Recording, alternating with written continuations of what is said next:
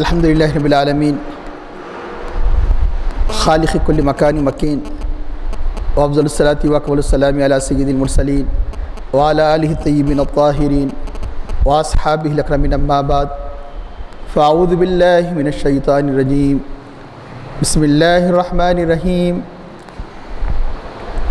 ان الذین آمنوا وعملوا الصالحات كانت لهم جنات الفردوس نزلا خالدین فیہا لا یبغون عنہا حولا قل لو كان البحر مدادا لكلمات ربي لنفد البحر قبل أن تنفد كلمات ربي ولو جئنا بمثله مددا قل إنما أنا بشر مثلكم يوحى إلي أنما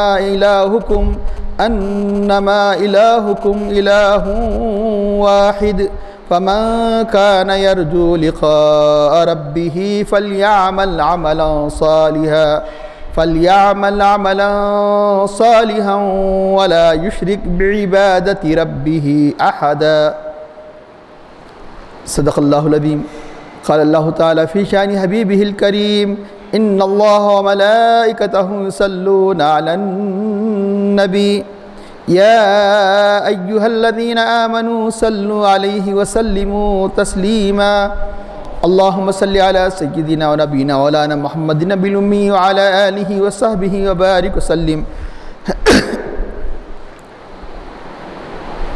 محترم بزرگان ملت و عزیز بھائیو، آج ماہ رجب کی 6 تاریخ ہے. یقیناً آج ایک اللہ کے ولی حضور خواجہ خواجگاہ دستگیر درماندگاہ حضرت سلطان الہند خواجہ غری نواز علیہ الرحمہ کی عرس کی بھی مناسبت ہے،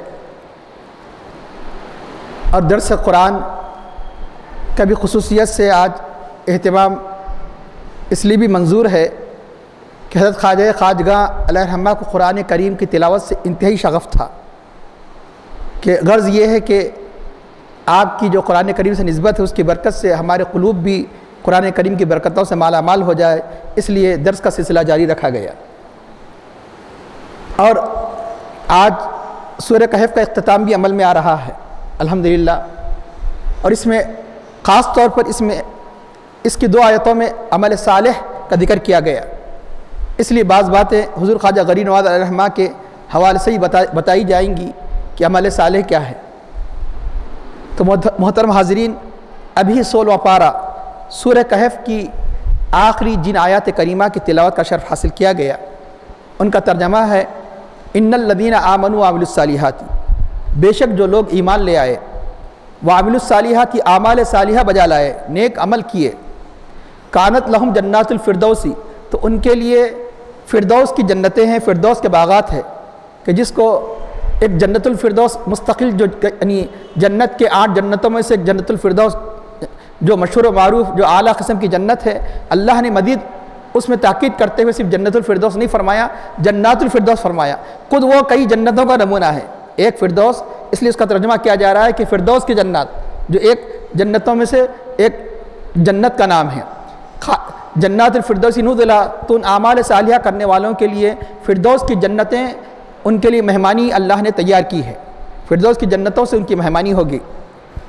کل آپ خالدین فیہا، اور یہ ایمان و اعمال صالحہ بجا لانے والے اس میں ہمیشہ رہیں گے. لا یبغون عنہا حولا، اس سے منتقل ہونے کو نہیں چاہیں گے، یعنی اس سے بڑھ کر اور کوئی نعمت نہیں رہے گی. اس سے منتقل ہونا، اس سے شفٹ ہونا، اس سے نکلنا کبھی نہیں چاہیں گے. قل آپ کہہ دیجیے، اللہ تعالیٰ اپنے حبیب پاک صلی اللہ علیہ وسلم سے خطاب کر کے فرماتا ہے، لو کان البحر مدادا لکلمات ربی، اگر سمندر میرے رب کے کلمات، یعنی میرے رب کے علم و حکمت، میرے رب کے صفات کے لکھنے کے لیے اگر سمندر سیاہی بن جائے، لو کان البحر مدادا لکلمات ربی لنفد البحر قبل ان تنفد کلمات ربی، تو میرے رب کے کلمات کے لکھنے سے پہلے وہ سمندر ختم ہو جائیں گے، یعنی اس کی سیاہی، جو سمندر یعنی جو سیاہی میں تبدیل ہو چکے ہوں گے، ختم ہو جائیں گے، کہ قبل ان تنفد کلمات ربی ولو جئنا بمثلہ مددا، اور مزید اس کی مدد کے لیے اور لکھنے کے لیے اسی جیسے اور سمندر بھی آ جائے. لیکن پھر بھی رب کی کلمات پورے نہیں ہوں گے، رب کی عظمت و صفات کا اختتام عمل میں نہیں آئے گا۔ دوسرے مقام پر بھی صراحت کے ساتھ کہا گیا 7 سمندر بھی اگر وہ سیاہی بن جائے تو رب کے کلمات پورے نہیں ہوں گے۔ قل آپ کہہ دیجئے انما انا بشر مثلکم، اس کے سوا نہیں کہ میں بشر ہوں، میں دیکھنے میں تمہاری طرح بشر ہوں، ظاہر میں تمہاری طرح بشر ہوں، یوحا الیہ میری طرف وحی کی جاتی ہے، لیکن میرا امتیاز یہ ہے کہ تم میرے ساتھ مثلیت کا دعویٰ نہیں کرنا۔ میرا امتیاز یہ ہے کہ اللہ تعالیٰ پھر بشریت کے ساتھ حضور نبی کریم صلی اللہ علیہ وسلم کے ایک ایسے امتیاز کو اعلان کے لیے فرمایا کہ جو سارے بشر میں آپ ممتاز ہو جاتے ہیں۔ یوحا الیہ میری طرف وحی کی جاتی ہے، میں بشر رسول ہوں، صرف بشریت ہی نہیں بلکہ بشریت کے ساتھ میں رسول بنا کر بھیجا گیا ہوں کہ یوحا الیہ انما الہکم الہ واحد، کہ میری طرف وحی کی جاتی ہے کہ تمہارا معبود ایک معبود ہے۔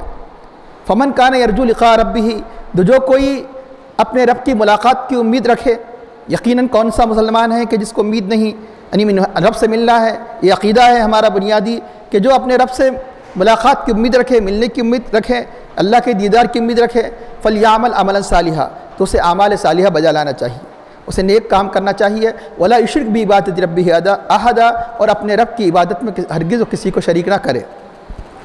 محترم حاضرین، سب سے پہلی آیت ان الذین آمنوا وعملوا الصالحات، اس میں اعمال صالحہ کی فضیلت کو بیان کیا گیا۔ اس سے پہلے اللہ تعالیٰ نے کفر کا ذکر فرمایا، کافروں کا انجام ذکر فرمایا۔ یہ قرآن کریم کا طریقہ ہے کہ وعدے کے ساتھ وعید کے ساتھ وعدے کو ذکر فرماتا ہے، ابرار کے ساتھ اللہ تعالیٰ فجار کو ذکر فرماتا ہے، کفار کے ساتھ اللہ تعالیٰ مومنین اور صالحین کا ذکر فرماتا ہے۔ ہر چیز جس سے پہچانی جاتی ہے، دن کی اہمیت رات سے سمجھی جاتی ہے، نور کی اہمیت ظلمت سے سمجھ میں آتی ہے۔ اسی طرح نیکوکاروں کی اہمیت کس سے سمجھ میں آتی ہے کہ بدکاروں کا ذکر کیا جائے۔ تو چنانچہ اللہ تعالیٰ فرماتا ہے کہ ان الذین آمنوا، بے شک جو لوگ ایمان لے اعمال صالحہ بجا لائے، تو پتہ چلا کہ صرف ایمان ہی کافی نہیں، ایمان کے ساتھ عمل بھی مطلوب ہے۔ اسے اللہ تعالیٰ ارشاد فرماتا ہے والعصر ان الانسان لفی خسر، عصر کی قسم بے شک انسان خسارے میں ہے، سارے کے سارے انسان خسارے میں ہیں، سارے کے سارے انسان گھاٹے میں ہیں، سارے کے سارے انسان لاس میں ہیں۔ لیکن مستثنیٰ کون ہے، ایکسیپشن کس کا بیان کیا گیا؟ الا الذین آمنوا، مگر جو لوگ ایمان لے آئے۔ یہیں پر بات ختم نہیں ہوئی، اللہ تعالیٰ فرماتا ہے کہ جو ایمان لے آئے وعملوا الصالحات، اور اعمال صالحہ بجا لائے۔ تو ایمان بنیاد ہے، یقیناً ایمان بنیاد کے بغیر تعمیر نہیں ہوتی، لیکن یاد رکھنا بنیاد ہی پر اکتفا نہیں کیا جاتا۔ کوئی عقل مند صرف مطلب یہ کہ بنیاد بنا کر خاموش نہیں رہ جاتا کہ وہ بنیاد پر جب اتنی محنت کیا تو اس کا کچھ مقصود ہے، مقصود کیا ہے؟ تعمیر کیا جائے۔ اسی طرح ایمان کا مقصود کیا ہے؟ اعمال صالحہ بجا لا کر رب کا تقرب حاصل کیا جائے، رب کی رضامندی حاصل کی جائے۔ تو اس لیے اللہ تعالیٰ ایمان کے ساتھ اکثر قرآن کریم میں اعمال صالحہ کا ذکر فرماتا ہے۔ تو یقیناً ایمان کے بغیر عمل صالح قبول نہیں، لیکن ایمان کے بعد عمل صالح کی ضرورت پڑتی ہے۔ وعملوا الصالحات وتواصوا بالحق، ایک دوسرے کو حق کی وصیت کرتے رہے، وتواصوا بالصبر، ایک دوسرے کو صبر کی وصیت کرتے رہے۔ مقصود ایمان و اعمال صالحہ ہے، لیکن ایمان و اعمال صالحہ کی حفاظت کس سے ہوتی ہے؟ کہ حق کی وصیت کرنے سے، حق کی تاکید کرنے سے، امر بالمعروف نہی عن المنکر بجا لانے سے، اور حق کی راہ میں جو مصیبتیں آتی ہیں ان مصیبتوں کو سہنے سے۔ تو چنانچہ آپ اولیاء اللہ کی سیرت پڑھیے، یقیناً الذین آمنوا وعملوا الصالحات، اس کثرت سے مسلمان اس کو بجا لا رہے ہیں۔ حقیقت میں جو اولیاء کرام ہیں وتواصوا بالحق کا وتواصوا بالصبر کا، حقیقت میں انہوں نے اس کا حق ادا کیا، حق کی راہ میں کیسے کیسے مصائب کو انہوں نے برداشت کیا۔ حضور خواجہ دستگیر درمانگاہ خواجہ غریب نواز اس ہندوستان کی دھرتی پر قدم رکھتے ہیں، کیسے کیسے مصائب، کیسے کیسے مشکلات کا سامنا آپ کرنا پڑتا ہے، مختلف ہر طریقے سے نہیں آپ کا مقابلہ کیا گیا، لیکن آپ حق کی راہ میں اتنی ثابت قدم رہے کہ پہاڑ بھی ہوتا تو اس کے پائے استقامت میں لغزش جنبش پیدا ہوتی۔ تو آپ پرتوی رات کے ان واقعات کو پڑھ لیجئے جو حضرت خواجہ بزرگ علیہ رحمہ کو دین کی اشاعت میں جو رکاوٹیں پیدا کرنے کی کوشش کی گئی، تو لیکن آپ نے یہ سچ کر کے بتایا کہ دیکھو کہ حقیقت میں کامیاب کون ہے، وتواصوا بالحق، جو کسی باطل سے نہ ڈرے، حق کی وصیت کیے۔ کامیاب کون ہے؟ یعنی اللہ کے پاس کامیاب وہ ہے، اللہ کے پاس مقرب وہ ہے کہ جو ہر قسم کی حق کی راہ میں آنے والی مصیبتوں کو برداشت کرے۔ تو پتہ چلا ایمان و اعمال صالحہ کی حفاظت صرف وتواصوا بالحق کے ذریعے سے ہو سکتی ہے، وتواصوا بالصبر کے ذریعے سے ہو سکتی ہے۔ اس لیے ان اولیاء اللہ کا بہت بڑا احسان ہے۔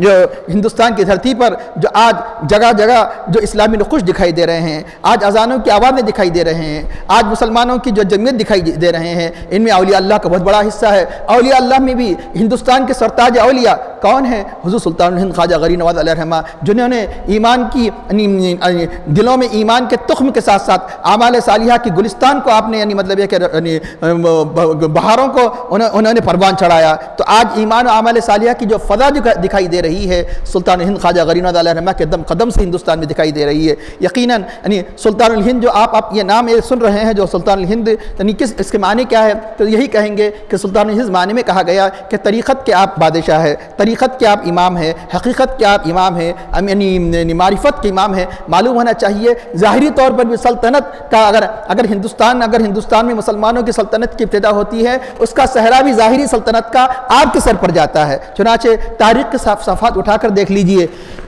کہ جب شہاب الدین غوری کئی مرتبہ ہندوستان پر حملہ کرتے کرتے تھک گیا، آخر میں پکا عزم کر لیا کہ خواہ کہ میری طاقت ظاہر ہو رہی ہے، میری فوجیں کم ہو رہی ہے، میری قوت ختم ہو رہی ہے، پھر دوبارہ میں ہندوستان پر حملہ نہیں کروں گا۔ آخر میں عاجزی کے ساتھ وہ اپنے مکمل ارادہ کر چکا تھا۔ تو چنانچہ یہاں حضرت خواجہ اجمیری علیہ الرحمہ پر حق کی راہ میں جو رکاوٹیں پیدا کی جا رہی تھی، تو چنانچہ ایمان و اعمال صالحہ کے بیجوں کو جو تخم کو بونے کے لیے مطلب یہ کہ آپ جو کمر ہمت باندھ چکے تھے، لیکن پرتوی راج مکمل طور پر آپ کے اس مشن کو ختم کرنے کے لیے وہ مکمل عزم کر چکا تھا۔ ایسے عالم میں مصائب کا طوفان بڑھتے چلے جا رہا تھا۔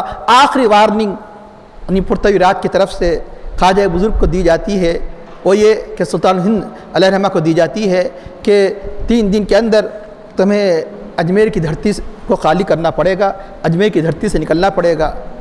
تو اللہ تعالیٰ اولیاء کاملین کو کیسی نظر عطا فرماتا ہے کہ ایمان و اعمال صالحہ کی جب چوٹی کے درجے پر انسان پہنچ جاتا ہے، جس کو تقویٰ کہا جاتا ہے، ایمان و اعمال صالحہ جو اس آیت میں کہا گیا کہ جو بجا لایا جاتا ہے، تو ان دونوں کے مجموعے کو کہا جاتا ہے تقویٰ۔ جب تقوی کے اعلیٰ منزل پر پہنچ جاتا ہے تو اس کی کیا کیفیت ہوتی ہے کہ حدیث شریف میں اللہ کے حبیب صلی اللہ علیہ وسلم فرماتے ہیں اتقوا فراست المؤمن، مومن کی فراست سے بچو، باطنی نور سے بچو، ولایت کے نور سے بچو، مومن کی فراست سے بچو۔ مومن جب کہا جاتا ہے تو مومن کامل، مومن کامل کو اصطلاح میں ولی کہا جاتا ہے کہ مومن کی فراست سے بچو۔ فَإِنَّهُ يَنظُرُ بِنُورِ اللَّهِ، کیونکہ وہ اللہ کے نور سے دیکھتا ہے، کیونکہ وہ اللہ کے نور سے دیکھتا ہے۔ کیسے اللہ کے نور سے دیکھتا ہے مومن دیکھتا ہے؟ تو سلطان ہند خواجہ علیہ الرحمہ کے اس واقعے سے دیکھ لیجئے کہ آپ فرماتے ہیں کہ جلد ہی تجھے پتہ چل جائے گا کہ اجمیر کی دھرتی سے تو نکلتا ہے کہ ہم نکلتے ہیں۔ جلد ہی قدرت تجھے بتا دے گی کہ اجمیر کی دھرتی سے کون نکلنے والا ہے۔ اور ادھر وارننگ دی جاتی ہے آپ کو، اور ادھر جو شہاب الدین غوری خواب غفلت میں خراسان میں سو رہا تھا، جس کے ذہن میں پھر دوبارہ ہندوستان پر حملہ کرنے کا کوئی خواب و خیال بھی نہیں تھا، ایسے عالم میں حضرت خواجہ سلطان الہند خواجہ غریب نواز علیہ الرحمہ شہاب الدین غوری کے خواب میں آ کر کہتے ہیں کہ اے شہاب الدین غوری، خواب غفلت سے اٹھ، کیا غفلت کی نیند سو رہا ہے کہ اللہ نے تیرے سر پر ہندوستان کی بادشاہی کا تاج رکھا ہے۔ جو ہی نیند سے بیدار ہوا، ایک نیا عزم اس کے سینے میں ولولہ مارتا ہے کہ اللہ کے ایک بزرگ مجھے بشارت دے رہے ہیں، وہ نہیں جانتا کہ کون بزرگ ہے، کہیں ملاقات نہیں ہوئی، ایک بزرگ بشارت دے رہے ہیں کہ اللہ تعالیٰ مجھے فتح عطا فرمائے گا۔ اس زمانے میں لوگ بزرگوں سے محبت رکھتے تھے، کہا کہہ کر نہیں ٹالا گیا، بزرگوں سے عقیدت رکھتے تھے، تو یقیناً اور یہ بزرگ مشہور بھی نہیں تھے، جانتے بھی نہیں تھے کہ کون سے بزرگ ہے، بس ایک بزرگ آ کر کہہ رہے ہیں۔ تو چنانچہ اسی عقیدت کی بنیاد پر جو بزرگوں سے اس زمانے میں ہر زمانے میں چلی آ رہی تھی کہ اٹھا، اس کے بعد ہندوستان پہنچا۔ تو روایت میں آتا ہے کہ اس کا 150 راجگان ہند کی فوجیں جو مختلف ٹکڑیوں میں یہاں ہندوستان پر حکومت کیا کرتی تھی، ایک شہاب الدین غوری کے مقابلے میں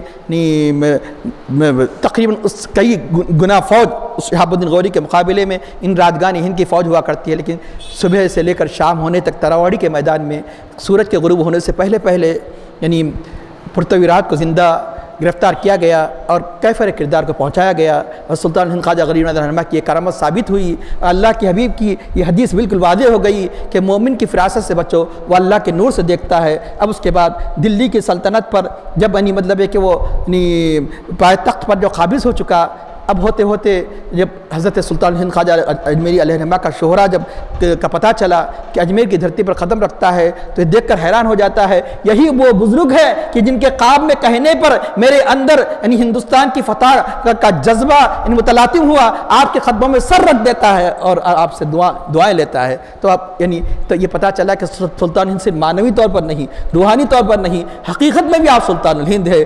آج بھی مطلب یہ کہ بلا کسی تفریق مذہب دنیا کے جب بھی کوئی بادشاہ مطلب جب بھی کوئی حکومت کرتا ہے تو کہاں سلطان الہند کے آ کر بارگاہ میں حاضری دیتا ہے۔ تو یہ ہے، یہی وجہ ہے لارڈ کرزن جیسے ایک انگریز نے کہا کہ لارڈ کرزن کے بارے میں بتایا گیا ہے کہ اتنا متکبر جو کسی بزرگ کی بزرگوں کو نہیں مانتا۔ لوگوں نے کہا کہ ایک مرتبہ تو اور اس سے کہا گیا کہ دیکھو کہ جو بھی بادشاہ ہندوستان پر بادشاہت کرتا ہے اسے سلطان الہند کی بارگاہ میں جانا پڑتا ہے۔ تو لارڈ کرزن کہتا ہے کہ میں کچھ نہیں جانتا، کچھ نہیں مانتا۔ تو چنانچہ بتایا گیا کہ لارڈ کرزن جب اس کے سلطنت کے حواریوں نے بہت مجبور کر دیا تو سلطان ہند خواجہ غریب نواز کی بارگاہ میں جاتا ہے اور تکبر سے کھڑا رہ جاتا ہے، جبکہ لوگ آ رہے ہیں، جھک رہے ہیں، ان کے قدم کو چوم رہے ہیں۔ تو چنانچہ اس نے کہا کہ طریقہ یہ ہے کہ عموماً جب کسی کی عظمت و بزرگی بتانا ہوتا ہے تو انگریز کیا کرتے ہیں، اپنے ہیڈ کو سے نکال دیتے ہیں، الٹا کر دیتے ہیں۔ تو چنانچہ وہ یہ بھی پسند نہیں کیا تو بتایا جاتا ہے کہ اسی ازدحام کے اندر اس کی ہیڈ گر جاتی ہے اور آخر میں جو سوچ لیا تھا کہ کسی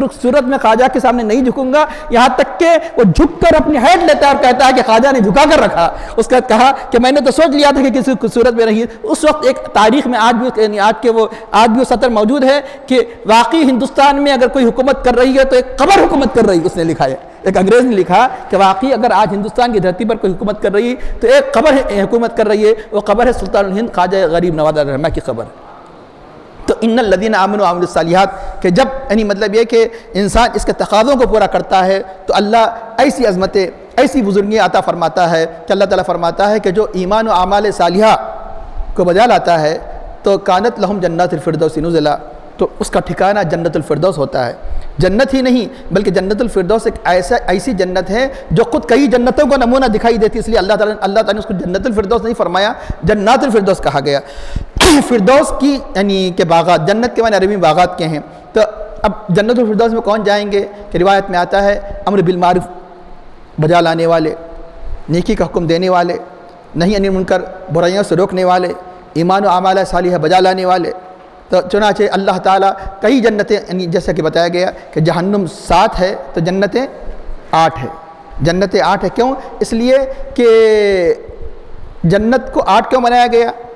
جہنم 7، دنیا کے ایام 7، زمین 7، آسمان 7، بے شمار چیزیں 7، خانہ کعبہ کا جو طواف کیا جاتا ہے 7، حجر جو صحیح کی جاتی ہے صاف، صفا مروہ کے درمیان جو صحیح کی جاتی ہے 7، اور مینا میں جو کنکریاں ماری جاتی ہے 7، دنیا کی ہر بڑی بڑی چیز 7، زمین 7، آسمان 7، سمندر 7، جہنم 7، لیکن جنت 8، یہ بتانے کے لیے کہ ہر چیز 7، بڑی بڑی ہر چیز 7 سوائے جنت کے، بتانے کے لیے کہ دیکھو کہ رحمتی وسیعت کل شیء، میری رحمت میرے ہر چیز پر وسیع ہے۔ تو جہنم میرے غضب کا نمونہ ہے، جنت میری رحمت کا نمونہ ہے، میری رحمت میرے غضب پر وسعت رکھتی ہے، اس لیے اسے 8 بنایا۔ اور جنت میں جو جائے گا ایمان و عمل صالح اللہ کی رحمت کو یہ متوجہ کرنے کا ذریعہ ہے، لیکن اللہ کی رحمت کے بغیر کوئی جنت میں جا نہیں سکتا۔ تو احادیث میں آتا ہے کہ جب تم سوال کرو تو اللہ کی بارگاہ میں کس کا سوال کرو؟ جنت الفردوس کا سوال کرو، کہ جنت الفردوس یہ جنت کے بالکل درمیان میں ہے اور سب سے اعلیٰ جنت ہے۔ بتایا گیا کہ اسی جنت الفردوس کی چھت وہ ہے عرش، جتنی نہریں نکلتی ہے اسی جنت الفردوس سے نکل کر ساری دوسری جنتوں میں جاتی ہے۔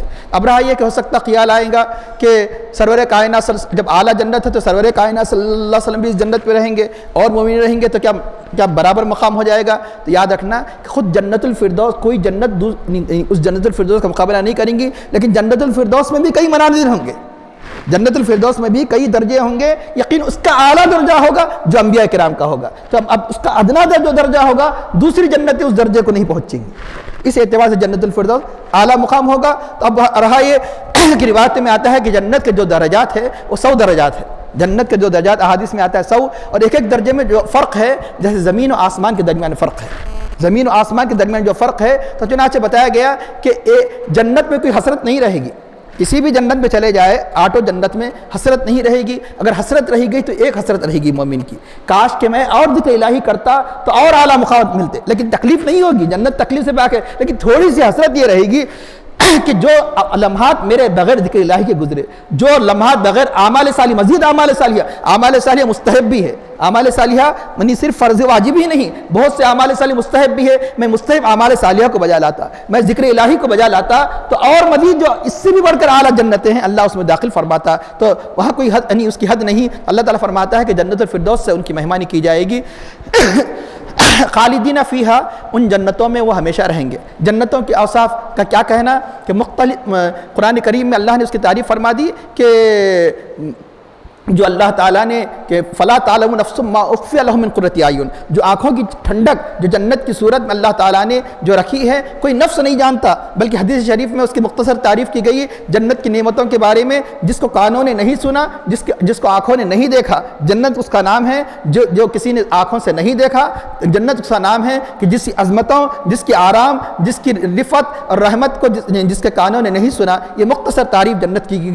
گئی کہ جس کی عظمت کا وصف بیان نہیں کیا جا سکتا، ورنہ جزئی طور پر جنت کے اوصاف تو ہمیں روایتوں میں ملتے ہیں کہ جنت کے حوروں کا ذکر ملتا ہے، جنت کے چشموں کا ذکر ملتا ہے، جنت کے لباسوں کا ذکر، اعلیٰ سے اعلیٰ لباسوں کا ذکر ملتا ہے، جو ہی جنت کا میوہ کھائے گا اس سے جو چاہے گا وہ قریب آ جائے گا، اس کی جگہ دوسرا میوہ ہو جائے گا، کہ جنت کے لباس اتنے نفیس ہوں گے، جنت کی شراب لیکن ایسی شراب دنیا کی نہیں کہ جس سے انسان مدہوش ہو جاتا ہے، تو غرض کہ جنت کے بہت سے اوصاف احادیث کریمہ میں آپ پڑھیں گے تو اس کے اللہ تعالیٰ فرماتا ہے کہ یہ جب ایسی اعلیٰ نعمتیں رہیں گی دنیا میں کون سا مقام ہو، لیکن انسان چاہتا ہے کہ اس سے اعلیٰ مقام ہو، اس سے اعلیٰ مقام ہو، اس سے اعلیٰ مقام ہو، لیکن یہ اتنی اعلیٰ جنت ہوگی کہ اس کے بعد انسان نہیں چاہے گا کہ اس کے علاوہ اور کوئی مقام ہو، اس سے نہیں ہٹنا نہیں چاہے گا، اس کے علاوہ کوئی بدل نہیں چاہے گا، خالدین فیہا، اس میں ہمیشہ رہیں گے، لا یبغون عنہا حولا، اور اس سے وہ انتقال، اس سے حول مانے منتقل ہونا، تبدیلی، تحویل جس کو اردو میں کہتے ہیں آپ، تحویل ہونا، اور کوئی تحویل نہیں چاہے گا کہ کیونکہ اس سے بڑھ کر اور اعلیٰ مقام کیا ہوگا آگے چل کر، کیونکہ اس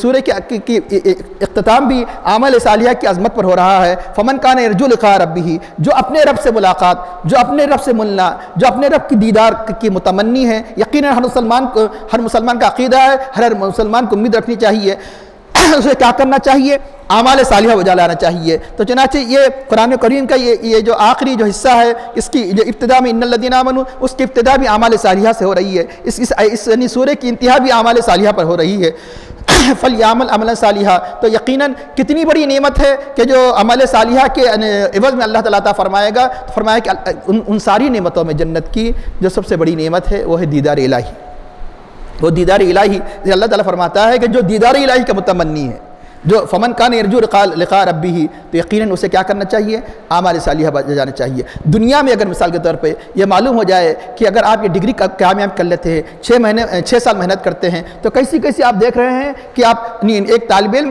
اپنی نیند کو خیر آباد کر دیتا ہے، یعنی ایک طالب علم اس ڈگری کو حاصل کرنے کے لیے، اس ڈگری کے بعد اتنی بڑی نوکری، اتنے بڑے فوائد کا اعلان کیا جائے، تو یہاں تک کہ اپنی جائیداد کو بیچ دیا جاتا ہے، لاکھوں روپے خرچ کیے جاتے ہیں، یہ کوئی گارنٹی نہیں ہے کہ 6 سال کے بعد وہ رہے گا یا نہیں رہے گا، یہ پیسہ تو خرچ کیا، یہ محنت تو خرچ کیا، لیکن اس کے بعد اسے اگر زندہ بھی رہا تو اسے نوکری اتنی بڑی ملے گی یا نہیں لے گی، یا جتنا خرچ کیا اتنا خرچ نکل سکے گا نہیں، کوئی گارنٹی نہیں ہے، لیکن اعمال صالحہ کسی صورت میں انسان کو اس کا بدل ملنے والا ہے، لیکن افسوس یہ ہے کہ ہم اس کے لیے اتنی راتیں، اس کے لیے اتنا تو پیسہ تو درکنار، تھوڑی سی بھی محنت نہیں کرنا چاہتے۔ اللہ نے بڑی عبادتیں ہم پر فرض نہیں کی ہے، صرف 5 وقت کی نماز جو اعمال صالحہ میں جو فرض کی گئی ہے، اگر صاحب نصاب ہے تو یعنی ہر سال میں 1 مرتبہ زکوٰۃ مقرر کی گئی ہے، اور صاحب استطاعت ہے زندگی بھر میں 1 مرتبہ فرض حج مقرر کیا گیا، اور طاقت ہے تو روزے مقرر کیے گئے، اور حقوق اللہ، حقوق العباد اگر انسان عزم کر لے تو ہم دنیا کے لیے جو محنتیں کرتے ہیں، دنیا کمانے کے لیے، دنیا کی ڈگریاں حاصل کرنے کے لیے، دنیا کی یعنی مطلب ہے کہ عہدے حاصل کرنے کے لیے، اس کے مقابلے میں کچھ بھی محنت نہیں ہے۔ اس کے مقابلے میں نہ تو اتنی پیسہ خرچ کرنے کی ضرورت ہے، اس کے مقابلے میں اتنی انرجی خرچ کرنے کی ضرورت ہے۔ صبح سے شام تک ایک مزدور بھی مزدوری کر رہا ہے، کس لیے؟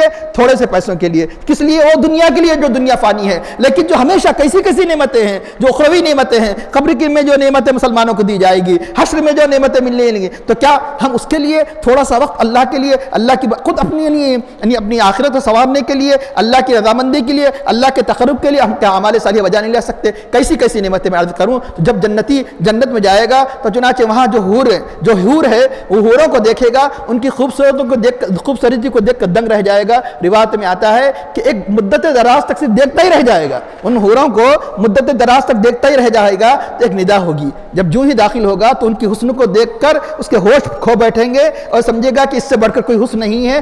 ایسے عالم میں ندا ہوگی کہ کیا میں تمہیں ایک انعام نہ دوں؟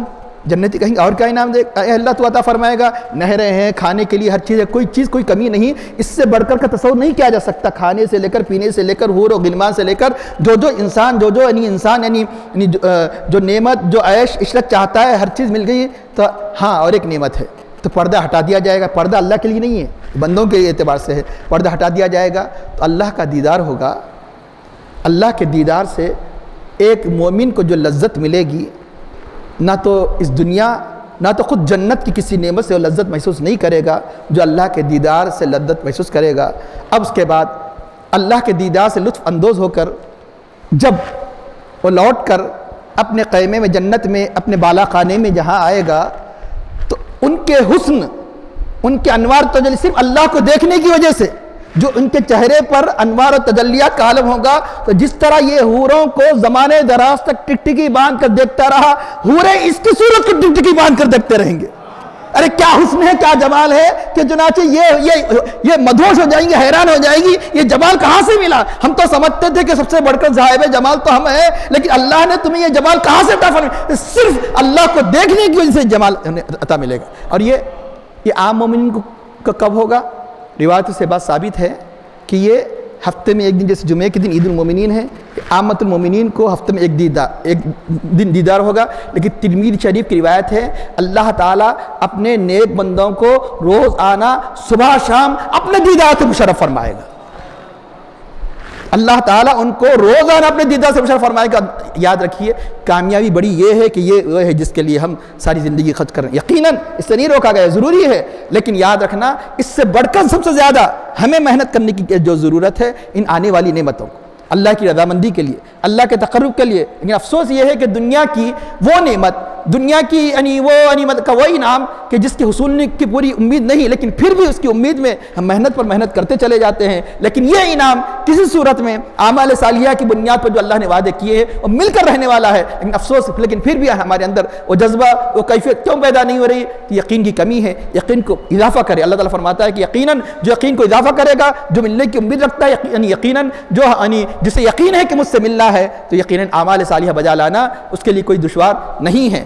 تو اللہ تعالیٰ فرماتا ہے کہ اعمال صالحہ کے بارے میں جب بات آ گئی کہ جو اعمال صالحہ بجا لائے گا اس کے لیے یہ انعامات ہے، یہ بھی سن لیجئے کہ اعمال صالحہ تو بہت سے ہیں، لیکن اعمال صالحہ کی جو بنیادیں ہیں وہ 3 قسم کی بنیادیں ہیں، 3 عمل صالح کی بنیادیں ہیں۔ تو اور اولیاء اللہ کی زندگی میں یہ تینوں اعمال صالحہ کی بنیادیں انتہائی مضبوط دکھائی دیتی ہے، جبھی تو اللہ نے مقام عطا فرمایا۔ تو تینوں بنیادیں کیا ہیں؟ اللہ تعالیٰ نے 21 پارے کے پہلے رکوع میں بیان فرمایا، اتل ما اوحی الیک من الکتاب واقم الصلاۃ، کہ جو کچھ آپ کی طرف وحی کی گئی اس کی تلاوت کیجئے، نماز قائم کیجئے۔ ان الصلاۃ تنہی عن الفحشاء والمنکر، بے شک نماز بے حیائی اور برائی سے روکتی ہے، ولذکر اللہ اکبر، اور اللہ کا ذکر بہت بڑا ہے۔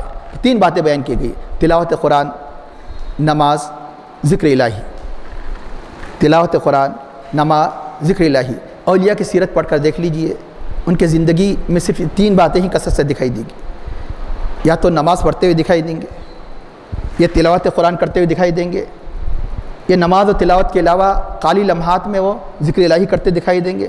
اگر بات بھی کر رہے ہیں تو ذکر الہی مصروف ہے، اگر زبان ان کی گفتگو میں ہے تو دل یاد الہی مصروف ہے۔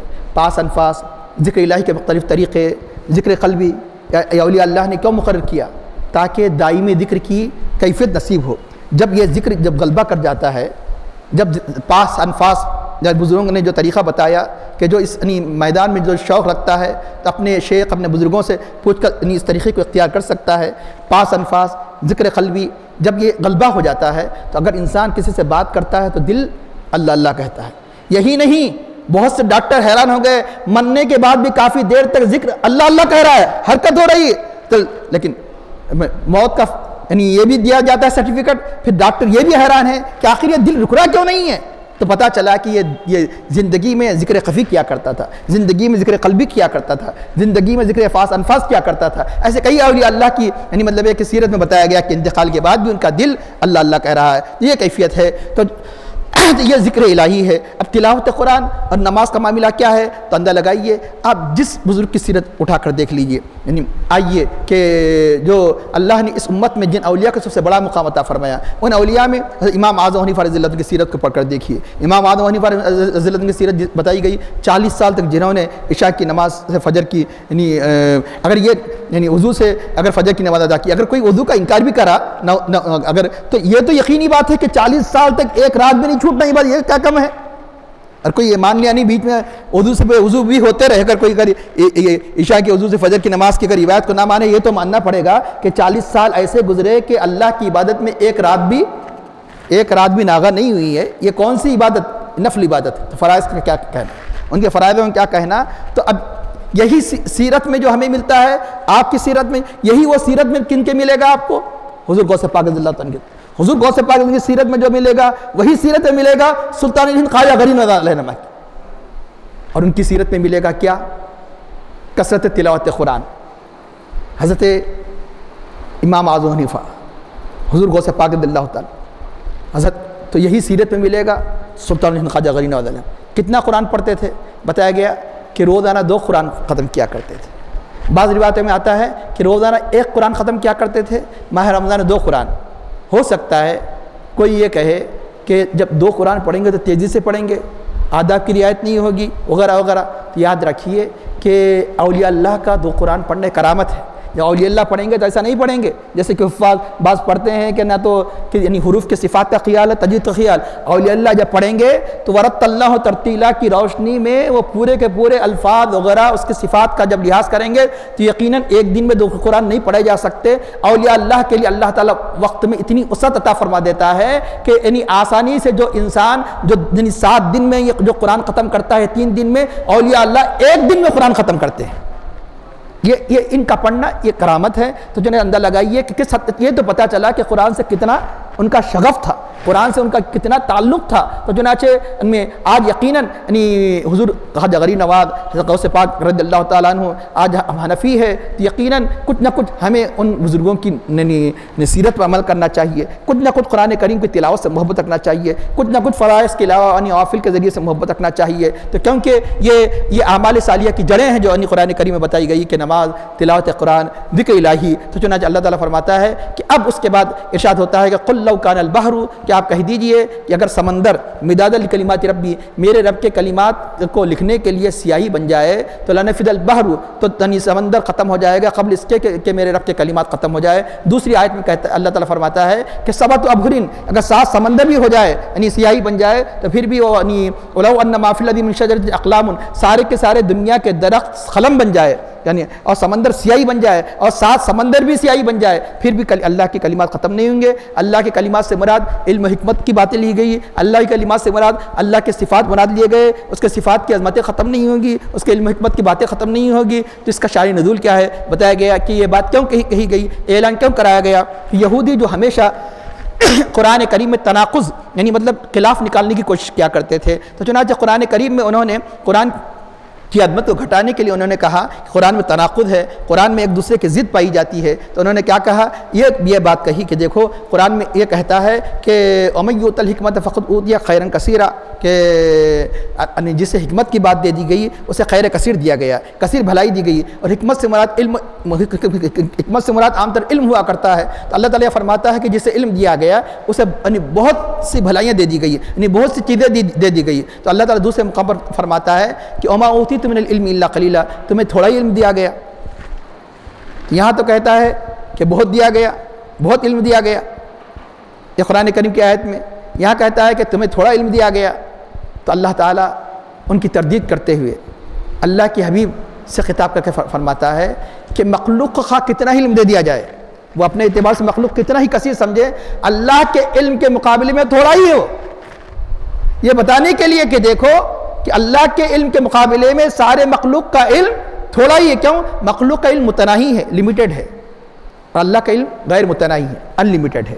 تو اللہ تعالیٰ کے علم کے مقابلے میں خواہ تمہیں کتنا ہی علم کیوں نہ ملے، اس اعتبار سے اللہ نے کیا فرمایا کہ تم کو اے لوگوں، جو تم کو جو علم دیا گیا وہ علم سے تھوڑا ہی حصہ دیا گیا۔ تو بتایا گیا کہ جیسا کہ اس سے پہلے ہی بتایا گیا کہ حضور نبی کریم صلی اللہ علیہ وسلم کا علم مخلوق کے مقابلے میں، اور حضور نبی کریم صلی اللہ علیہ وسلم کا علم خالق کے مقابلے میں، حضور نبی کریم صلی اللہ علیہ وسلم کا مقابلہ خالق کے مقابلے میں ہو ہی نہیں سکتا، کیونکہ اللہ کے نبی کا علم محدود ہوگا، متناہی ہوگا، رب کا علم غیر متناہی ہوگا۔ صرف سمجھانے کے لیے مثال دی جاتی ہے، ورنہ غیر متناہی کی انلیمیٹڈ کی لمیٹڈ سے کوئی مثال نہیں ہوتی، لمیٹڈ کی انلیمیٹڈ سے مثال نہیں، سمجھانے کے لیے دی گئی ہے۔ جیسے سارے سمندر میں جیسے ایک قطرہ ہے، تو نبی کا علم اللہ کے مقابلے میں ایسا ہوگا، اور نبی کے مقابلے میں ساری مخلوق کا علم، امت کا علم، یعنی نبی کے علم کے مقابلے میں ایک قطرہ ہے، ایک سمندر کے مقابلے میں ایک قطرہ ہے، یعنی نبی کا علم مخلوق کے اعتبار سے یعنی وہ انلیمیٹڈ، کوئی انتہا نہیں ہے،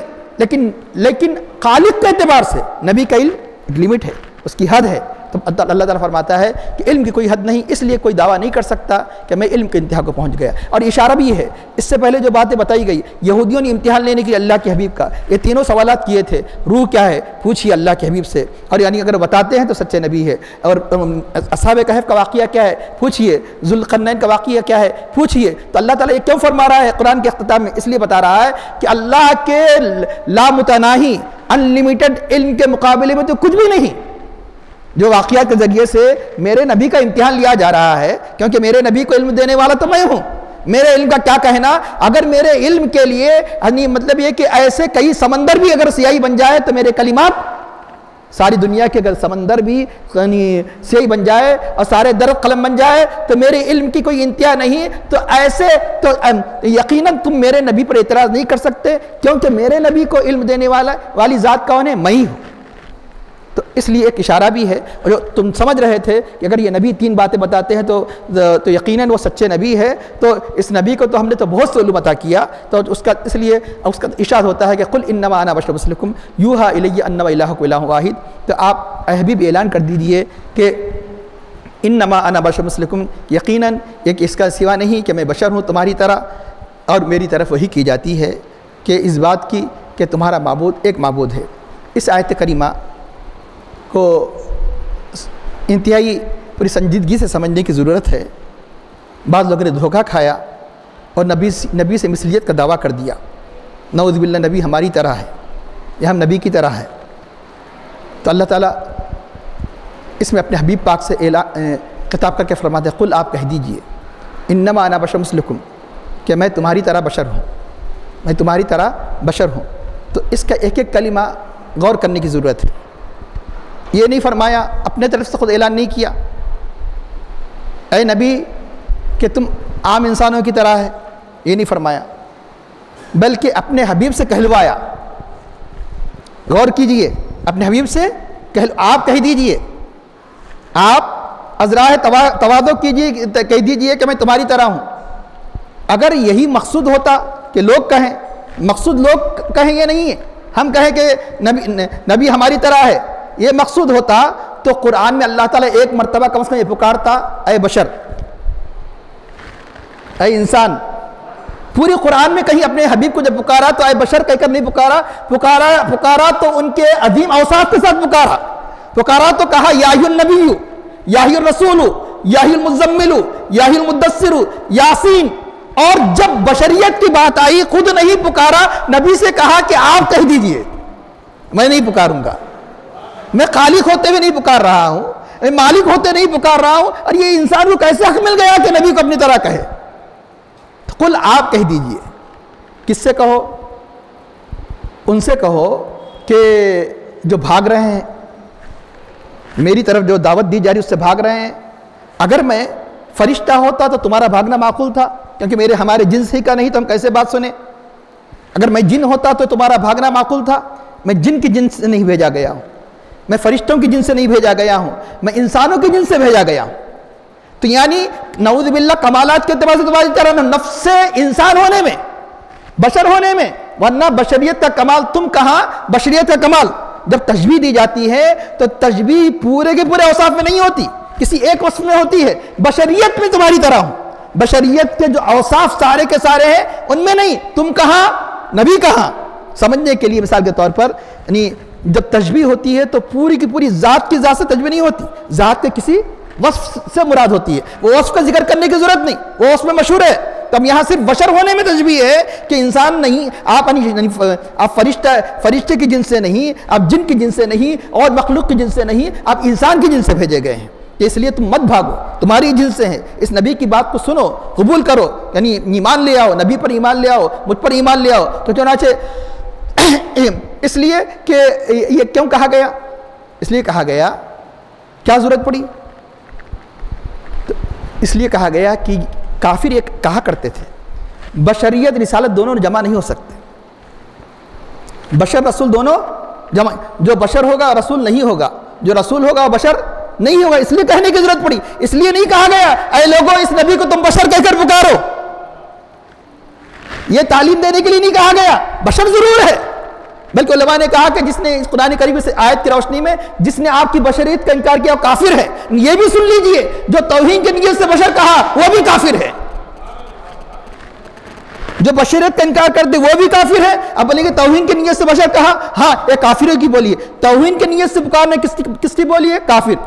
قوم نوح کو دیکھ لیجئے، قوم حضرت فرعون کو دیکھ لیجئے، جتنی انبیاء آئے ان سب کافروں نے کیا کہا، ان کے مشن کو گرانے کے لیے، ان کی عظمت کو گھٹانے کے لیے ایک ہی رٹ لگاتے تھے۔ قرآن میں ایک نہیں کئی آیت ہیں، 2-3 آیتیں آپ کے سامنے پیش عرض کر رہا ہوں کہ حضرت نوح علیہ السلام کی قوم نے کہا وَلَئِنِ اتَّبَعْتُمْ بَشَرًا مِثْلَكُمْ، اگر تم اتباع کرو گے تمہارے جیسے بشر کی،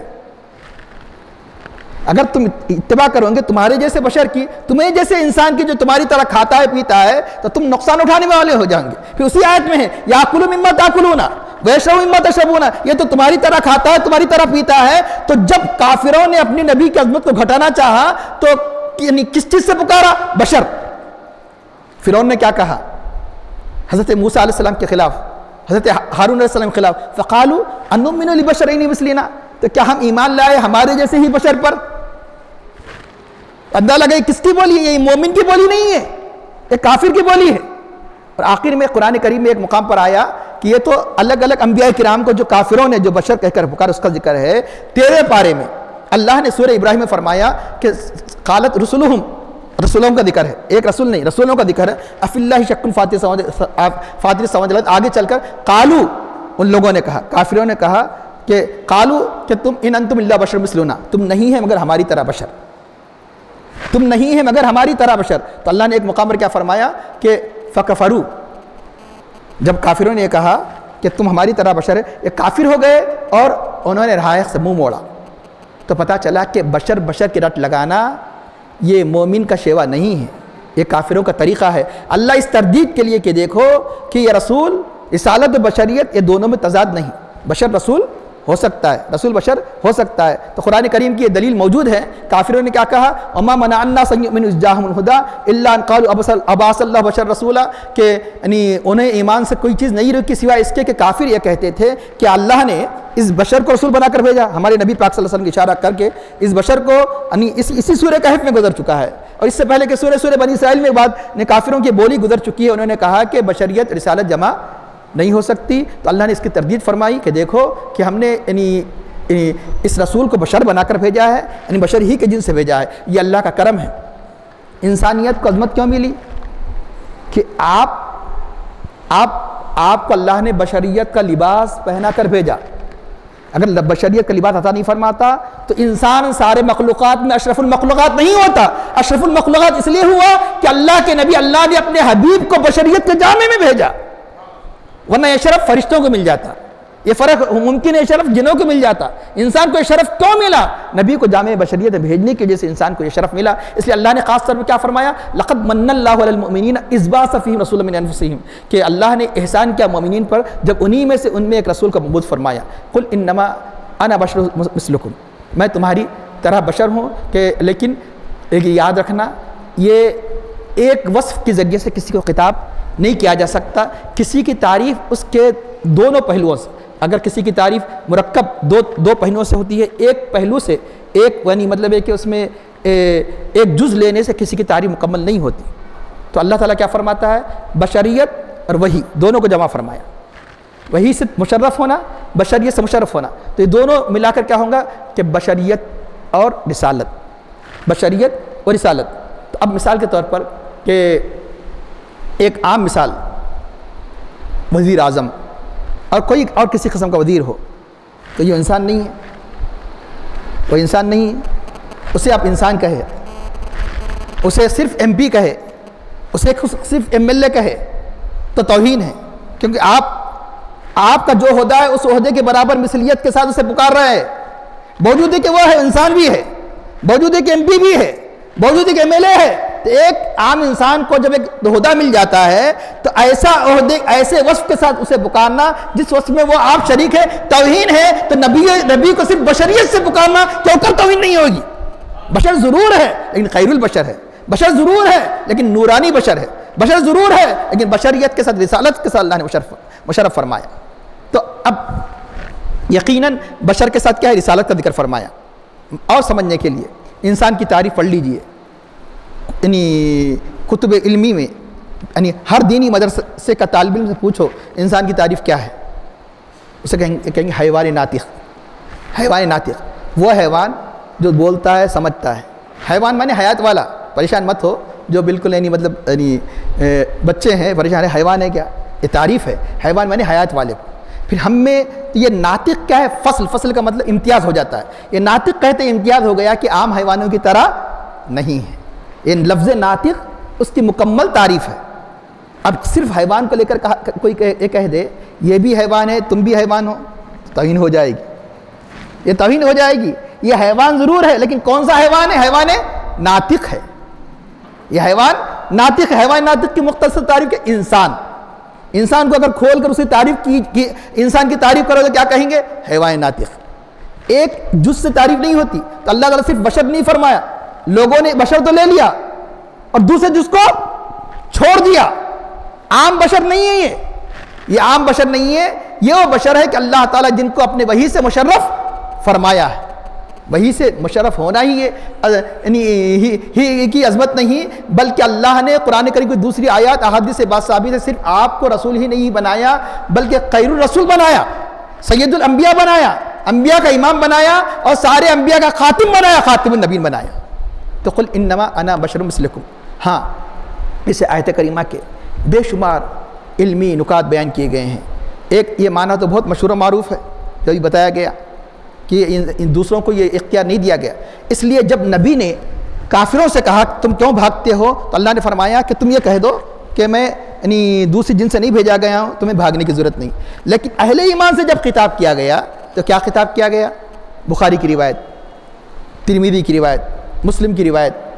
تو بخاری شریف میں آتا ہے کہ حضور نبی کریم صلی اللہ علیہ وسلم بغیر افطار بغیر سحری کے پے در پہ روزے رکھتے. تو صحابہ نے بھی رکھنے شروع کر دیے. تو اللہ کے حبیب کی ہر سنت کی اتباع کرتے تھے. تو صحابہ نے اشارہ کیا کہ یا رسول اللہ کیونکہ آپ رکھتے ہیں اس لیے ہم رکھتے ہیں، آپ ہی کی یعنی اتباع میں ہم بھی یعنی بغیر یعنی سحری اور افطار کے روزے رکھتے ہیں. تو مسلم کے الفاظ، بخاری کے الفاظ سنیے. اللہ کے حبیب فرماتے ایکم مثلی، تم میں میرے مثل کون ہے؟ تم میں مجھ جیسا کون ہے؟ جب اپنوں سے خطاب کیا تو کیا فرمایا؟ تم میں میرے مثل کوئی نہیں ہے. اور انہیں دعوت و تبلیغ کی حکمت کے طور پر کیا کہا گیا کہ میں تمہاری طرح بشر ہوں. اگر اب دونوں سے خطاب ہے، ایک خطاب کن سے؟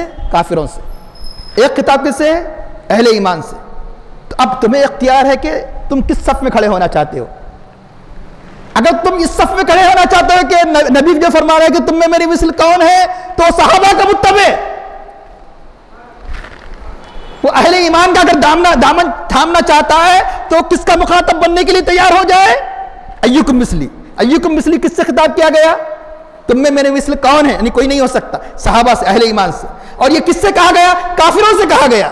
اگر تم کہتے ہیں کہ نبی ہماری طرح ہے تو پھر لہذا تمہیں مبارک ابو جہل سے کہا گیا، ابو لہب سے کہا گیا، عتبہ سے کہا گیا، شیبہ سے کہا گیا، تم یہ سمجھتے ہیں کہ تم مخاطب ہے تو تم ان کی صف میں کھڑے ہونے کے لیے تیار ہو جاؤ۔ تم یہ سمجھتے ہیں کہ اگر صحابہ سے محبت ہے اس صف میں آ جاؤ۔ نبی صحابہ سے کیا کہہ رہے ہیں کہ کوئی میرے مثل نہیں ہو سکتا، کوئی مجھ جیسا نہیں ہو سکتا۔ اس کے بعد فرماتے ہیں ابیدو عند ربی، میں اپنے رب کے پاس شب گزارتا ہوں۔ اللہ کی نبی بہتر جانتے ہیں کہ شب کیسے گزارتے ہیں۔ یطعمنی ربی ویسقینی، تم یہ برداشت نہیں کر سکتے، میرا رب مجھے کھلاتا ہے، میرا رب مجھے پلاتا ہے۔ وہ کیا پلاتا ہے کیا کھلاتا ہے کہ نبی ہی جانے۔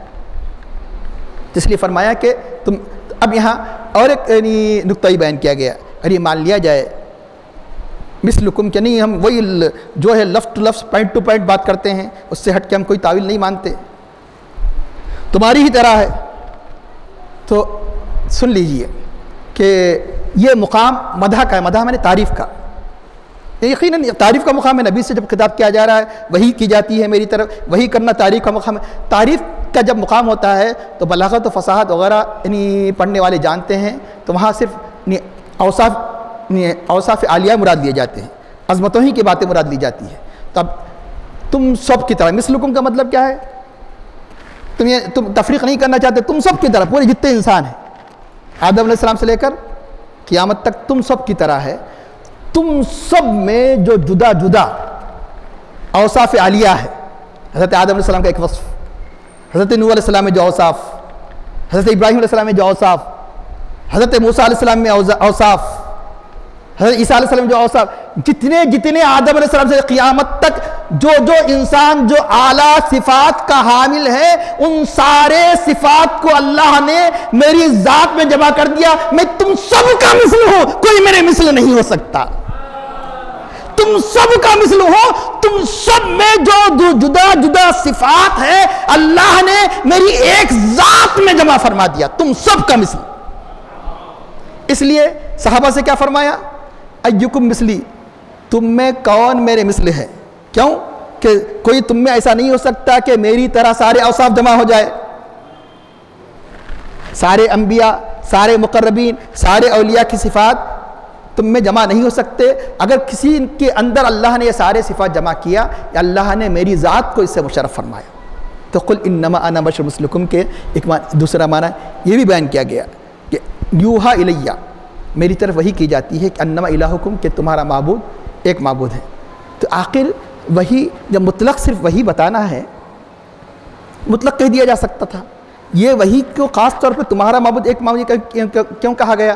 بات یہ ہے کہ حقیقت یہ ہے کہ جب عیسائیوں نے حضرت عیسیٰ علیہ السلام کے کمالات کو دیکھا، یہودیوں نے اپنے انبیاء کے کمالات کو دیکھا، تو کیا کہہ بیٹھے ہو؟ خدا ہے یا خدا کا بیٹا ہے؟ خدا ہے یا خدا کا بیٹا ہے؟ اس لیے اے حبیب اعلان کر دو، میں خدا نہیں، خدا کا بیٹا نہیں، میں خدا نہیں، خدا کا بیٹا نہیں، میں انسان ہوں لیکن عام انسانوں کی طرح نہیں۔ اللہ نے مجھے وہی سے مشرف فرمایا، میں بشر ہوں لیکن خیر البشر ان مجھے بنایا گیا، اور یہ وہی کی گئی کہ میں الہ کا بیٹا نہیں۔ جیسے کچھ معجزات دیکھ کر وہ اپنے انبیاء کو خدا کا بیٹا کہے، تم مجھے خدا کا بیٹا نہ کہنا۔ اس لیے خصوصیت سے فرمایا کہ یعنی نفی کر دی کہ میں الہ نہیں ہوں، میں الہ نہیں ہوں، لیکن اللہ نے اس بشر کو ایسے عظیم صفات سے متصف فرمایا۔ ایک اہم بات یہ کہ بشریت یہاں وصف ہے، انا یہ ذات ہے، میں بشر ہوں۔ انا یہ ذات کی طرف اشارہ کرتا ہے، بشریت وصف کی طرف اشارہ کرتا ہے۔ وصف بولے تو کوالٹی، وصف کوالٹی۔ ایک بات یاد رکھیے کہ یقیناً اللہ کے حبیب بشر ہے، لیکن آپ کی بشریت آپ کا وصف ہے، آپ کی کوالٹی ہے۔ ایک ہوتی ہے حقیقت، ایک ہوتا ہے وصف۔ مثال کے سمجھنے کے لیے حقیقت وہ ہے جو جیسے ہی کوئی چیز وجود میں آ جائے تو وہ حقیقت اس کے ساتھ رہتی ہے، کبھی جدا نہیں ہوتی۔ وصف جو کوالٹی ہے وہ ہمیشہ نہیں رہتی، بعد میں کسی وقت جو وصف پیدا ہوتا ہے تو اٹیچ ہوتی ہے۔ بات گہری ہے لیکن مثال سے واضح ہو جائے گی، مثال سے ہر ایک کو سمجھ میں آ جائے گی۔ مثال کے طور پر بچہ پیدا ہوتے اسے کیا کہیں گے؟ بشر، لڑکا ہو کہ لڑکی، انسان، بشر میں تو انسان، یہ اصل جلد کو کہتے ہیں کیونکہ انسان جلد کا ہے۔ دوسرے جتنے مخلوقات ہیں ان کی جلدیں ایسے دکھائی نہیں دیتی، جانوروں کی جلدیں اپنے ان کے چمڑے میں کے نیچے دبے، ان کے کھالوں کے نیچے، بالوں کے نیچے دبی، ایسے کھلے طور پر جلد والا انسان ہی بنایا گیا، اس لیے اس کا نام بشر پڑا، بشر کو بشر کہنے کی وجہ انسان۔ انسان جو ہی پیدا ہوا اس کا نام انسان ہے، حقیقت ہے، ایسا نہیں کہ آگے چل کے انسان ہوگا، نہیں، بشر آگے چل کے بشر ہوگا نہیں، پیدا ہوتے بشر کی جنس لسٹ میں آ گیا، لڑکا ہو کہ لڑکی بشر کی لسٹ میں آ گئے، اس کو حقیقت کہتے ہیں۔ لیکن پیدا ہوتے کسی کو آپ حافظ کہتے ہیں، عالم کہتے ہیں، ڈاکٹر کہتے ہیں، انجینئر کہتے ہیں، نہیں، کب کہیں گے؟ جب یہ صفت کا حامل ہوگا، پڑھیں گا، حفظ کرے گا، آپ کہیں گے حافظ، اور علم حاصل کرے گا عالم، دنیوی تعلیم کا کے علوم سے بہرہ بر ہو گیا ڈاکٹر، انجینئر، اوصاف بعد میں لگتے جاتے ہیں۔ لیکن حقیقت روز اول سے ہوتی ہے، سن لیجئے، حقیقت روز اول سے ہوتی ہے، صفات بعد میں اٹیچ ہوتے ہیں۔ صفت اور حقیقت کے درمیان جب فرق محسوس جان چکے تب سمجھنا آسان ہو گیا کہ ترمذی شریف کی روایت ہے، اللہ کے حبیب سے پوچھا گیا آپ نبی کب بنائے گئے؟ آپ نبی کب بنائے گئے؟ تو آپ نے فرمایا میں اس وقت نبی تھا جب کہ آدم روح و جسد کے درمیان تھے۔ ابھی حضرت آدم علیہ السلام کا جسد خاکی بھی تیار نہیں ہوا تھا، یعنی بشریت کا وجود بھی نہیں تھا، انسان نام کی کوئی چیز بھی نہیں تھی، میں اس وقت بھی نبی تھا۔ یہ تو آپ کثرت سے سن چکے، اب دلائل کی ضرورت نہیں کہ ہر اہل سنت الجماعت کا ہر فرزن یہ جانتا ہے کہ آپ کے نور کو ساری کائنات خود انسان سے پہلے اللہ نے پیدا فرمایا۔ تو جس وقت آپ پیدا کیے گئے بشریت کا وجود نہیں تھا، تو پتا چلا آپ کیا تھے؟ نور تھے۔ اللہ تعالیٰ فرماتا ہے کہ تمہاری طرف اللہ کی جانب سے تمہاری طرف نور آیا، تو حقیقت کب سے ہوتی ہے؟ ابتدا سے۔ تو روز اول سے آپ کی حقیقت کیا ہوئی؟ نور۔ آپ جب وجود میں آئے تو بشریت نام کی چیز ہی نہیں تھی، تو آپ کیا تھے؟ آپ جب وجود میں آئیں گے، آپ جب وجود میں آئے، ہم وجود میں آئے تو روز اول سے کیا ہے؟ ہم بشر۔ لیکن حضور جب وجود میں آئے، جب بشر ہی وجود میں نہیں آیا، بشریت کا اصل کون ہے؟ حضرت آدم علیہ السلام نہیں بنائے گے، آپ موجود ہیں، تو آپ کی حقیقت کیا تھی؟ نور۔ اور جب اس عالم میں آئے تو اللہ نے آپ کو کس وصف سے بھیجا؟ بشر بنا کر بھیجا۔ تو بشریت بعد میں اٹیچ ہوئی، اس لیے ہم کہتے ہیں سارے دنیا کی بشریت، سارے دنیا کا بشر ہونا حقیقت ہے، اور نبی کا بشر ہونا ان کا وصف ہے، ان کی کوالٹی ہے۔ اور نبی کی حقیقت ہوتی تو روز اول سے کیا ہوتے آپ؟ بشر۔ روز اول سے آپ کیا ہے؟ نور ہے۔ روز اول سے آپ نور ہے، بشر بعد میں بنائے گئے۔ تو پتا چلا کہ نفس بشریت میں کوئی آپ کے مثل نہیں ہو سکتا، نفس بشریت میں بھی آپ کے کوئی مثل نہیں ہو سکتا، بشریت کا انکار بھی نہیں کیا جا سکتا، اور کوئی آپ کی جیسی بشریت کے وصف میں مماثل ہونے کا دعویٰ بھی نہیں کر سکتا۔ تو اس کا ارشاد ہوتا ہے کہ جو کوئی امید رکھتا ہے اللہ سے ملنے کی تو اسے چاہیے کہ اعمال صالحہ بجا لائے اور اپنے رب کی عبادت میں ولا یشرک بعبادت ربہ احدا، اپنے رب کی عبادت میں شریک نہ کرے۔ اب یقیناً یہاں اگر غور و فکر کرے تو آپ کو تعجب ہوگا، اہل ایمان سے خطاب ہو رہا ہے، اہل ایمان ہی کی بات چل رہی ہے، ان الذین آمنوا بیان شروع ہے اہل ایمان کا، اور یہاں بھی کہا جا رہا ہے کہ جو اللہ سے ملنے کی امید رکھتا ہے، اللہ سے امید رکھنے والا مومن ہی ہوتا ہے، اور اعمال صالحہ بجا لائے، پھر اپنے رب کی بات میں شریک نہ کرے۔ کیا رب کی عبادت میں شریک بھی کرتا ہے مومن؟ تو سن لیجیے، اس لیے ایک نہیں، دو نہیں، بے شمار تفاسیر اٹھا کر دیکھیے، جتنے تفاسیر، بڑی بڑی تفاسیر ہے، تفسیر بیضاوی کہ تفسیر قادین ہو کہ تفسیر کبیر ہے کہ تفسیر ابن کثیر، سب میں آپ کو یہ اس آیت کریمہ کا معنی مطلب یہی ملے گا۔ کیا ملے گا؟ تو حضور نبی کریم صلی اللہ علیہ وسلم نے ارشاد فرمایا انی اخوف ما اخاف علیکم، سب سے زیادہ خوفناک چیز جس کا تمہارے بارے میں اندیشہ ہے، جس کے بارے میں ڈرتا ہوں کہ تم شکار ہو جائیں گے، وہ ہے الشرک الاصغر، چھوٹا شرک۔ یقیناً تم بڑے شرک کے شکار نہیں ہوں گے، جو آج بار بار شرک کی جو مشن گنے لگاتے بیٹھے ہیں۔ اللہ کے حبیب نے فرمایا کہ مجھے ڈر نہیں کہ تم مشرک ہو جاؤ گے، تمہارے مشرک ہونے کا ڈر نہیں ہے۔ اللہ کے حبیب فرماتی ہے یہ ہر ایک کو مشرک قرار دے رہے ہیں، تو شرک کے اصغر کا البتہ مجھے خوف ہے، ضرور سب سے زیادہ اندیشہ ہے۔ تو صحابہ نے فرمایا کہ یا رسول اللہ یہ شرک اصغر کیا ہے؟ فرمایا الریاء، عبادت میں ریاکاری، عبادت میں ریاکاری کو شرک اصغر شرک سے تعبیر کیا گیا، چھوٹے شرک سے. کیوں؟ اس لیے شرک میں کیا ہوتا ہے؟ اللہ کی ذات کے برابر کسی ذات کو شریک قرار دیا جاتا ہے، یا کسی کی صفت کو اللہ کی صفت کے برابر قرار دیا جاتا ہے. تو ریا کا مطلب یہ ہے کہ انسان اپنے عمل کو اللہ کے لیے نہیں غیروں کے لیے کرے. تو مطلب اللہ سے تعریف کے بجائے، اللہ سے بدلے کے بجائے غیر سے بدلہ تعریف چاہتا ہے، اس لیے شرک کے مشابہ ہوا. ریا کو شرک کے مشابہ کو قرار دیا گیا کہ بدلہ کس سے چاہ رہا ہے؟ عبادت کا بدلہ کس سے چاہنا؟ اللہ سے. تعریف کس سے چاہنا؟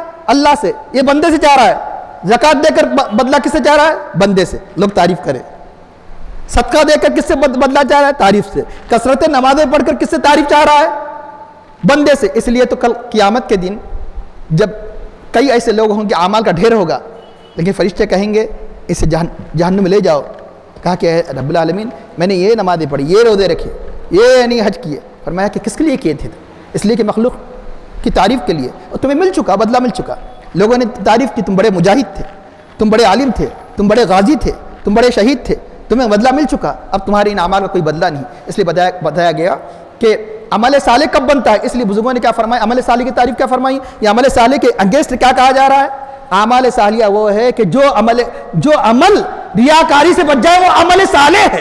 اس آیت کریمہ کی روشنی میں جو عمل ریاکاری سے بچ جائے وہ عمل صالح ہے. فَلْيَعْمَلْ عَمَلًا صَالِحًا، اسے اعمال صالحہ بجا لانا چاہیے اور اپنے رب کی عبادت میں کسی کو شریک نہ کرے. یعنی کسی بھی عمل کی غرض کیا ہونا چاہیے؟ کہ اللہ راضی ہو جائے. نماز پڑھ رہے ہیں اللہ راضی ہو جائے، خیرات کر رہے ہیں اللہ راضی ہو جائے. اس لیے حدیث سے سب سے پہلے محدثین کریم کس حدیث کو بیان کرتے ہیں اپنے کتابوں میں؟ انما الاعمال بالنیات. اعمال کا دار و مدار نیتوں پر ہے. اس لیے کسی عمل کو کرنے سے پہلے اپنی نیت کو درست کر لے کہ میں یہ کس لیے کر رہا ہوں. اگر اس میں کھوٹ ہے تو یقیناً یہ ضائع ہونے والا ہے. نماز اللہ کے لیے، روزہ اللہ کے، ہر عمل کی نیت کرے کہ اللہ مجھ سے راضی ہو جائے. جیسا کہ بتایا جاتا ہے کہ ایک زمانے میں یعنی مشہور محاورہ تھا کہ نیکی کر دریا میں ڈال. آج کیا ہے؟ نیکی کر کے ہم شہرت چاہتے ہیں.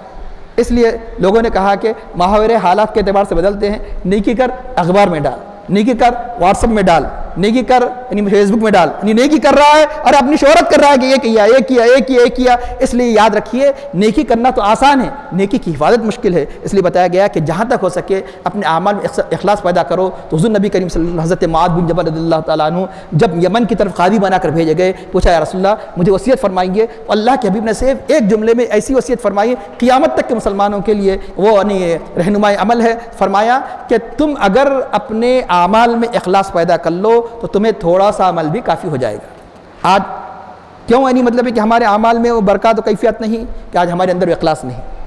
جو بزرگوں دین کے عمل میں تھا، جو صحابہ کے عمل میں تھا، جو تابعین کے عمل میں تھا، تابع تابعین کے عمل میں تھا، آج سب سے بڑھ کر اخلاص کی ضرورت ہے. آج ہم اپنی عبادتوں میں اخلاص یعنی یقیناً اخلاص کو پیدا کر لے، ریاکاری سے بچا لے تو ہمارا تھوڑا عمل بھی کل قیامت کے دن یعنی مطلب بڑے سے بڑے ان اعمال کے مقابلے میں جو ریاکاری سے کیے گئے ان سے زیادہ وزنی ہوں گے. کہ آخر میں دعا کرتے ہیں اے اللہ ان آیات کریمہ کو سمجھنے، اس کے مطابق عمل کرنے کی توفیق عطا فرما، اور اعمال صالحہ جو شرائط ہے ان شرائط کے مطابق ہمیں اعمال صالحہ بجا لانے کی توفیق عطا فرما. بزرگان دین کی محبت ہمارے قلوب میں پیدا فرما. صحابہ کرام صلی اللہ علیہ وسلم جیسے جذبہ و اثار استقلال ہمارے نفوس میں پیدا فرما، اور ہمارا قاطع بالخیر فرما. صلی اللہ تعالیٰ علی خیر خلق سیدنا مولانا محمد وعلی آلہ وصحبہ اجمعین برحمتک یا ارحم الراحمین والحمد للہ رب العالمین.